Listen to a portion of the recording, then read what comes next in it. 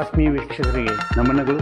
ಇವತ್ತು digitalgnan.com ನನ್ನ ಚಾನೆಲ್ಗೆ ತಮ್ಮೆಲ್ಲರಿಗೂ ಸುಸ್ವಾಗತ.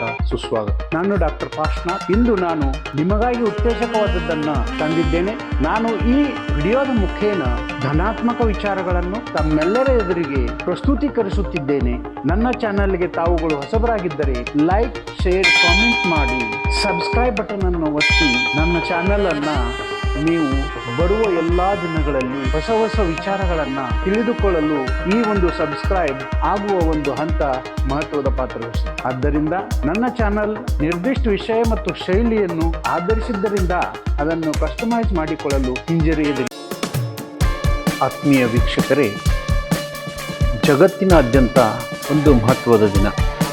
ಯಾಕೆಂದರೆ ಪ್ರತಿ ವರ್ಷ ಜನವರಿ 12ರಂದು ಸ್ವಾಮಿ ವಿವೇಕಾನಂದ ಜಯಂತಿಯನ್ನು ಆಧ್ಯಾತ್ಮಿಕ ನಾಯಕ, ದಾರ್ಶನಿಕ ಮತ್ತು ಭಾರತೀಯ ತತ್ವಶಾಸ್ತ್ರಗಳಾದ ವೇದಾಂತ ಮತ್ತು ಯೋಗವನ್ನು ಪಾಶ್ಚಿಮಾತ್ಯ ಜಗತ್ತಿಗೆ ಪರಿಚಯಿಸುವ ಪ್ರಮುಖ ವ್ಯಕ್ತಿ ಸ್ವಾಮಿ ವಿವೇಕಾನಂದರ ಜನ್ಮದಿನವನ್ನು ನಾವು ಭಾರತದಲ್ಲಿ ರಾಷ್ಟ್ರೀಯ ಯುವ ದಿನವೆಂದಲೂ ಆಚರಿಸುತ್ತಾ ಇದ್ದೇವೆ.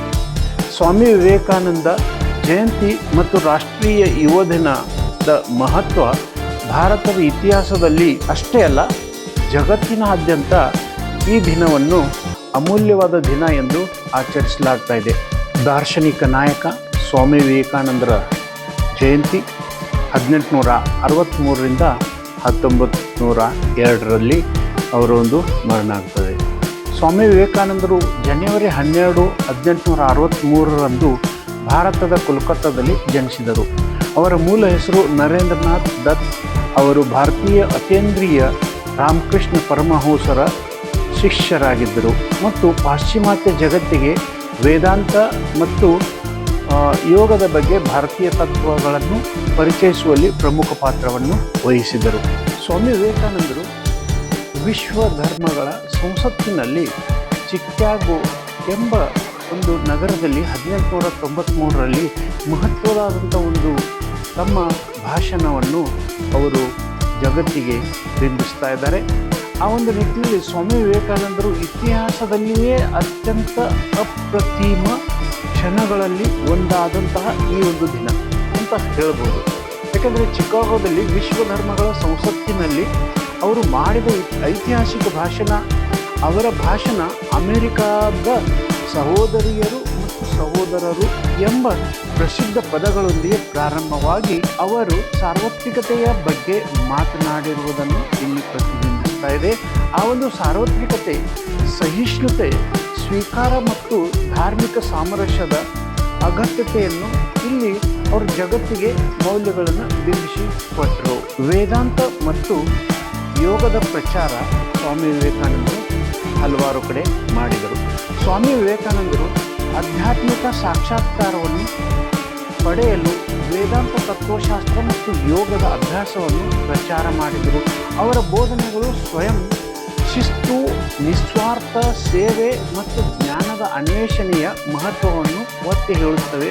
ಅವುಗಳ ನಾವು ಭಾರತದ ಇಂದಿನ ಸಮಾಜದಲ್ಲಿ ಒಪ್ಪಿಕೊಂಡಿದ್ದೇ ಆದರೆ ನಮ್ಮ ಸಮಾಜ ಅತಿ ಮಹತ್ವದಾದಂತಹ ಒಂದು ಶಿಸ್ತಿನ ಸಮಾಜವಾಗಬಲ್ಲದು.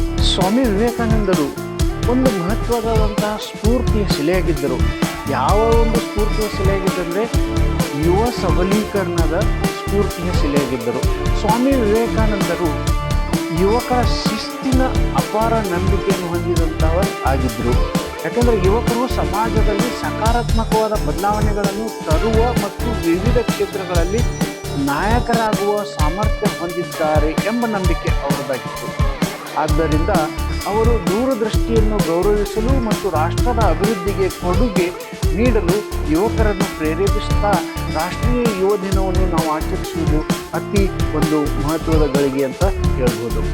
ಸ್ವಾಮಿ ವಿವೇಕಾನಂದರು ಸೇವೆ ಮತ್ತು ಶಿಕ್ಷಣದ ಪ್ರಚಾರಕ್ಕಾಗಿ ಒಂದು ಆ ಶಿಕ್ಷಣ ಮತ್ತು ಸೇವೆ ಅಂತಕ್ಕಂಥ ಪರಂಪರೆಯನ್ನು ಸ್ಫೂರ್ತಿಯಾಗಿ ಎಲ್ಲ ಕಡೆಗೆ ವಿವರಿಸ್ತಾ ಇದ್ದರು.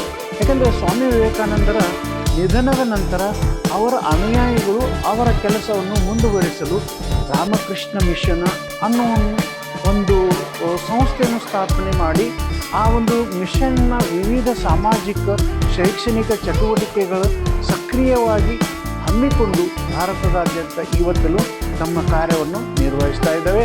ಆ ನಿರ್ವಹಿಸೋದರ ಮುಖಾಂತರ ಸ್ವಾಮಿ ವಿವೇಕಾನಂದರ ತತ್ವಗಳನ್ನು ಮೌಲ್ಯಗಳನ್ನು ಅವು ಪ್ರತಿಪಾದಿಸ್ತಾ ಉತ್ತೇಜಿಸ್ತಾ ಇವೆ. ಹಾಗೂ ರಾಷ್ಟ್ರೀಯ ಯುವ ದಿನದ ಆಚರಣೆಯ ಒಂದು ಅಂಗವಾಗಿ ಭಾರತ ಸರ್ಕಾರವು 1984ರಲ್ಲಿ ಸ್ವಾಮಿ ವಿವೇಕಾನಂದರ ಜನ್ಮದಿನವನ್ನು ರಾಷ್ಟ್ರೀಯ ಯುವ ದಿನ ಎಂದು ಘೋಷಿಸಿತು. ಯಾಕೆಂದರೆ ಯುವ ಜನರಲ್ಲಿ ಸ್ವಾಮಿ ವಿವೇಕಾನಂದರು ಅಪಾರವಾದಂತಹ ಒಂದು ನಂಬಿಕೆಯನ್ನು ಹೊಂದಿದವರಾಗಿದ್ದರು. ಯಾಕೆಂದರೆ ಆ ಒಂದು ಯುವಕರು ಹಲವಾರು ಮೌಲ್ಯಗಳನ್ನು ಉತ್ತೇಜಿಸುವ ಉದ್ದೇಶದಿಂದ ಸೆಮಿನಾರ್ಗಳ ಮುಖಾಂತರ, ವಿಚಾರ ಸಂಕಿರಣಗಳ ಮುಖಾಂತರ, ಸಾಂಸ್ಕೃತಿಕ ಚಟುವಟಿಕೆಗಳ ಮುಖಾಂತರ, ರಕ್ತದಾನ ಮಾಡುವುದರ ಮುಖಾಂತರ ನಾವು ವಿವಿಧ ಕಾರ್ಯಕ್ರಮಗಳನ್ನು ಆ ದಿನದಂದು ಹಮ್ಮಿಕೊಂಡು ಅವರಿಗೆ ಒಂದು ಸಮರ್ಪಿತ ದಿನ ದೇಶದಾದ್ಯಂತ ನಾವು ಈ ಒಂದು ಯುವ ದಿನ ಸಬಲೀಕರಣದ ದಿನ ಎಂದು ಆಚರಿಸ್ತಾ ಇದ್ದೇವೆ. ಸ್ವಾಮಿ ವಿವೇಕಾನಂದರು ಹಲವಾರು ಸ್ಫೂರ್ತಿದಾಯಕ ಹೇಳಿಕೆಗಳನ್ನು ಹೇಳಿದ್ದಾರೆ. ಅವುಗಳೆಂದರೆ ಎದ್ದೇಳಿ ಎಚ್ಚರಗೊಳ್ಳಿ ಮತ್ತು ಗುರಿಯನ್ನು ಸಾಧಿಸುವವರಿಗೆ ನಿಲ್ಲಬೇಡಿ. ಎದ್ದೇಳಿ ಎಚ್ಚರಗೊಳ್ಳಿ, ಗುರಿಯನ್ನು ಸಾಧಿಸುವವರಿಗೆ ನಿಲ್ಲಬೇಡಿ. ನೀವು ನಿಮ್ಮನ್ನು ನಂಬುವವರೆಗೆ ನೀವು ದೇವರನ್ನು ನಂಬಲು ಸಾಧ್ಯವಿಲ್ಲ. ನೀವು ನಿಮ್ಮನ್ನು ನಂಬುವವರೆಗೆ ನೀವು ದೇವರನ್ನು ನಂಬಲು ಸಾಧ್ಯವಿಲ್ಲ. ಆದ ಕಾರಣ ನೀವು ಮೊದಲು ನಿಮ್ಮನ್ನು ನಂಬಿಕೊಳ್ಳಿ ಅಂತ ಹೇಳಿದರು. ಹೃದಯ ಮತ್ತು ಮೆದುಳಿನ ನಡುವೆ ಸಂಘರ್ಷದಲ್ಲಿ ನಿಮ್ಮ ಹೃದಯವನ್ನು ನೀವು ಅನುಸರಿಸಿ. ಸ್ವತಂತ್ರ ಸ್ವಭಾವಕ್ಕೆ ನಿಷ್ಠರಾಗಿರುವುದೇ ಶ್ರೇಷ್ಠ ಧರ್ಮ. ನಿಮ್ಮಲ್ಲಿ ನಂಬಿಕೆ ಇಡಿ ಅಂತ ಒತ್ತಿ ಹೇಳಿದರು. ಸ್ವಾಮಿ ವಿವೇಕಾನಂದರ ಬುದ್ಧಿವಂತಿಕೆ, ತತ್ವಶಾಸ್ತ್ರ ಮತ್ತು ಅವರ ಆತ್ಮ ಸಾಕ್ಷಾತ್ಕಾರ, ಆತ್ಮವಿಶ್ವಾಸ ಜೀವನದಲ್ಲಿ ಉನ್ನತ ಉದ್ದೇಶದ ಅನ್ವೇಷಣೆಗೆ ಒತ್ತನ್ನು ನೀಡಿ ಜಗತ್ತಿನಾದ್ಯಂತ ಯುವಕರಲ್ಲಿ ಸ್ಫೂರ್ತಿಯ ಸೆಲೆಯಾಗಿ ಅವರು ಇವತ್ತಲೂ ಸಾಕ್ಷಾತ್ಕಾರ ಮೂರ್ತಿಯಾಗಿ ನೆಲೆಸಿದ್ದಾರೆ.